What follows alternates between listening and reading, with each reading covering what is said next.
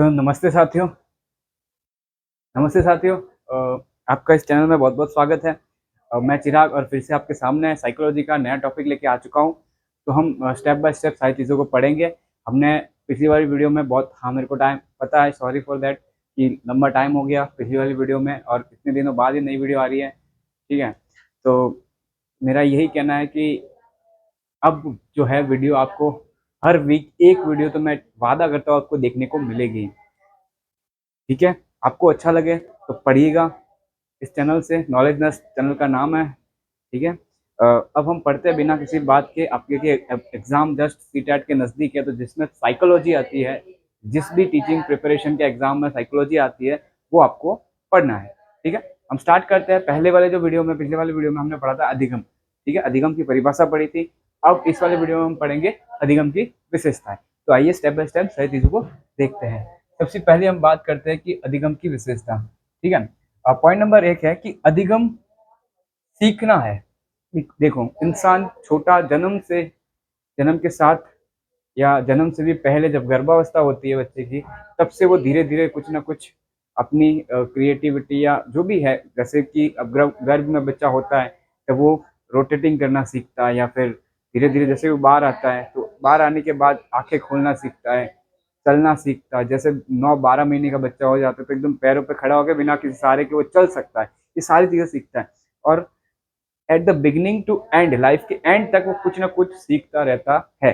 सीखने की कोई उम्र नहीं होती, तो सीखना ही अधिगम कहलाता है। ठीक है, और अधिगम की क्या विशेषता है? तो पॉइंट नंबर 2 हम पढ़ेंगे। अधिगम एक व्यवहार अपेक्षाकृत तुलनात्मक होने वाला स्थायी परिवर्तन है। कैसा परिवर्तन? देखो, अधिगम से जो व्यवहार होते हैं, ठीक है, अपेक्षाकृत तुलनात्मक व्यवहार करते हैं, और जो तुलनात्मक व्यवहार करते हैं हमको सही लगता है, बच्चे को जो सही लगता है वो स्थायी रूप से उसके मेमोरी में सेव हो जाता है। उसे ही लर्निंग कहते हैं कि हमने कुछ चीजें सीखी, उसको तुलनात्मक अध्ययन किया और हमारी लाइफ में उसको हमने अप्लाई किया, और वो स्थायी रूप से हमारे जो माइंड में है वो बैठ जाती है, हमारी मेमोरी में सेव हो जाती है। उसे हम अधिगम कहते हैं, लर्निंग कहते हैं। Okay, second point, third point number है अधिगम विकास है। अधिगम क्या है? विकास है।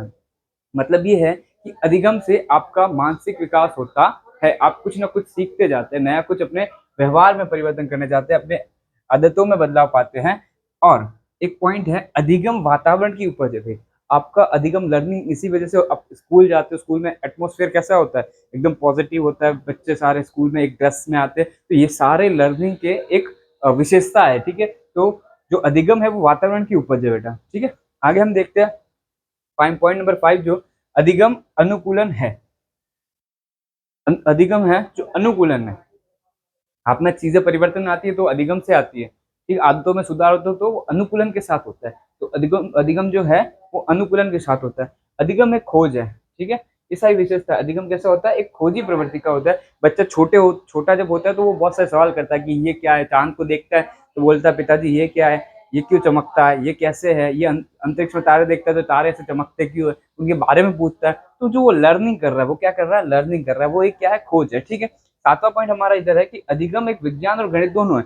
अधिगम विज्ञान भी है, अधिगम गणित भी। इस पर हम ज्यादा जोर नहीं देंगे इस पॉइंट पे कि आपको समझ में आता है कि विज्ञान में नियम होते हैं, क्रमबद्धता से सीखते हैं, और वही हमारा अनुकूलन या हमारा हम बात करते हैं अपेक्षाकृत तुलना से वो सीख जाता है बच्चा। ठीक है, अपने स्थायी मेमोरी में सेव कर रखता है। अधिगम आधे 8वां पॉइंट है, अधिगम आदतों का परिणाम है। हमारी जैसी लर्निंग की आदत हैबिट्स होगी, ठीक है, हमारी जैसी हैबिट्स होगी उसका ही उनका रिजल्ट है। देखो, जैसे कि किसी ने अपने साथियों के साथ मिलके कोई कुप्रवृत्ति में कोई बच्चा चला गया, या वो कुछ अलग गलत गलत गतिविधियां करने लगा, तो वो एक अधिगम है, वो भी तो सीख रहा है ना। एक बच्चा है वो अच्छे विद्यार्थी, उस अच्छे दोस्त के साथ घूम रहा है, वो अच्छी पढ़ाई सीख रहा है, अच्छे संस्कार सीख रहा है, तो वो भी अधिगम है। ठीक है, तो परिणाम है। ठीक है, आदतों का परिणाम है। अधिगम 9वां पॉइंट है, अधिगम अनुभव एवं प्रशिक्षण द्वारा स्थायी होता है।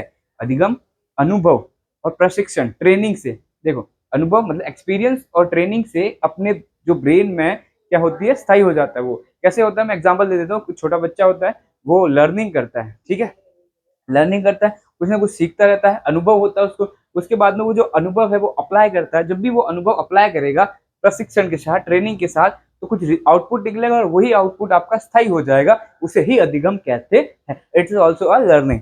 आगे हम लास्ट पॉइंट देखते हैं, 10 नंबर पॉइंट, तो अधिगम उद्देश्यपूर्ण प्रक्रिया है।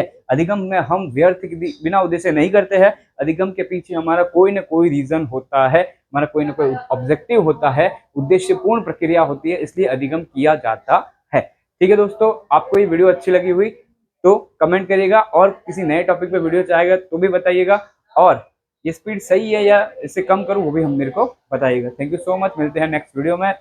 धन्यवाद।